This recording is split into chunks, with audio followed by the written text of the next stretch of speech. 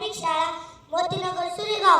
आज मी तुम्हाला छत्रपती शिवाजी महाराज यांच्याविषयी भाषण सांगणार आहे. जगण्याचा सोनेरी किरण पसरविणारे, बहुजनाचा अस्तित्वाचा झेंडा फडकविणारे, स्वराज्य रक्षक, शक्करते युगकर्ते गुणकर्ते माझे छत्रपती शिवाजी महाराज. त्यांचा जन्म 21 फेब्रुवारी 1630 साली शिवनेरी किल्ल्यावर झाला. शिवाजी महाराजांचा जन्म शिवनेरी किल्ल्यावर झाला म्हणून त्यांचे नाव शिवबा ठेवले.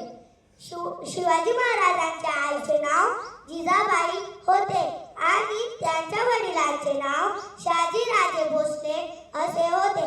शिवाजी महाराजांनी खूप किल्ले जिंकले.